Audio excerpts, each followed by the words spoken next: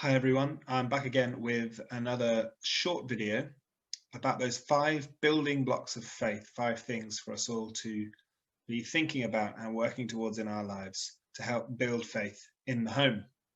Doing my best to sit in front of our only bookcase to look like one of those well-educated bookcase Zoom people, although I would point out that that book right there, that's a compendium of Roy of the Rovers football comics.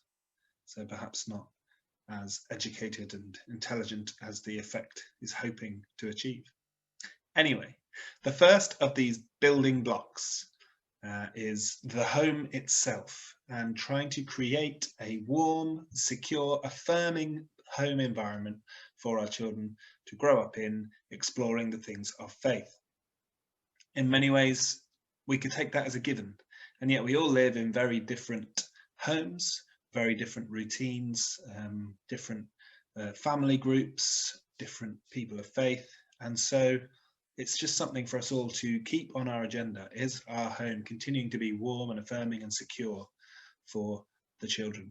And if so, can we keep working to make it the case? And as part of that, I've just got 10 short ideas for you to pick one or two of and just to try and make an important part of your everyday life at home. So the first one, play with your children. Playing with our children and having fun reaffirms our love for them and enjoyment of life, and it can help develop their imagination. We all need to use our imagination to picture what God is like, who God is like. So whether we realize it or not, actually playing with our children is helping faith to grow. Secondly, eat meals together where possible. That's something that we have made a massive effort on in the last couple of years. Spending time together is so much easier when there's food involved. Toddlers in a high chair getting to feel part of the family, teenagers who might struggle with communication as much, having some other stuff to do. And maybe whilst you're eating around a table, sharing food together, it's easier to ask questions like, what was the best thing about your day? Or what was the hardest thing about your day? You could even bring God directly into the conversation from there, or with a God-focused question. Another one I think is really important is to say sorry when you're wrong. It's very easy for our children, particularly younger ones, to think that we're perfect and that we're always right. But we do need to stop reinforcing that message and actually show them that we're not and that we need to be sorry too, so that they can learn that. It can teach them about forgiveness if we ask them to forgive us when we've done stuff wrong. And it helps them with a confession in Sunday services to know that it's relevant to all of us. Pointing to God in the everyday. Creation is such a massively brilliant way to start the conversation about God. If it's a beautiful day, or you see a magnificent tree, or you're amazed at how water's just falling out of the sky, just add on, isn't God amazing to have done that? Or I wonder why God did it that way. Use the opportunity to pray and just quickly thank God together for his wonderful creation. And simply weaving sentences like that into everyday life makes such a big difference. 5, offer a glimpse of your spiritual life to your children.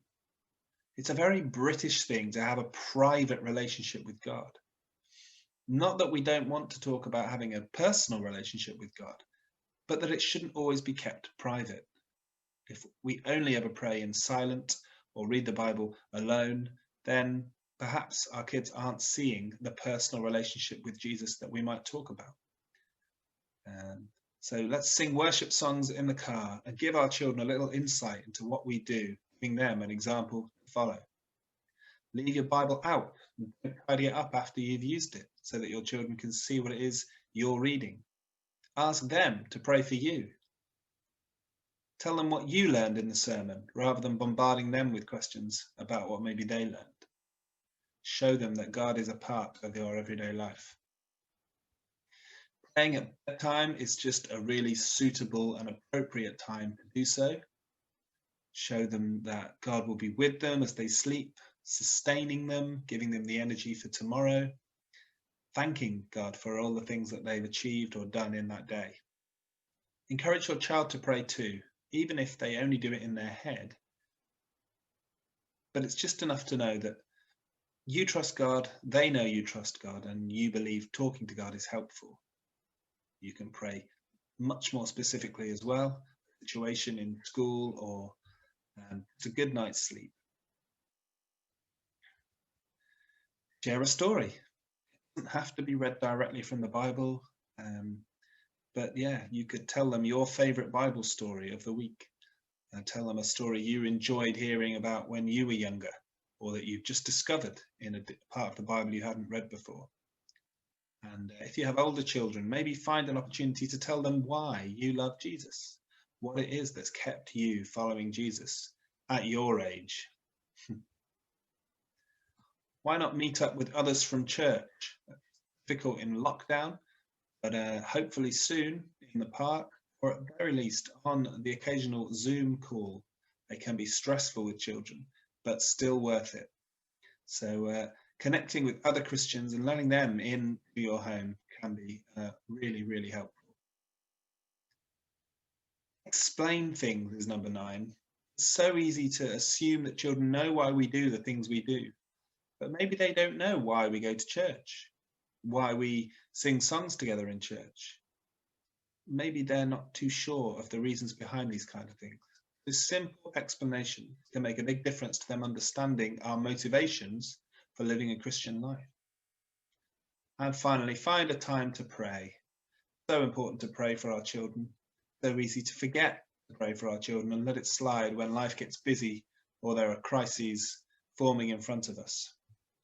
But nothing beats praying. In fact, it will come back up again in later on when I speak about one of the other bricks of faith in the home. But I wanted to remind you of it today as well. So I hope that's helpful. And I hope the session planned for this Sunday is also helpful, and that you're able to do something this week just to create a secure, warm, affirming home environment where your children can safely discover Jesus.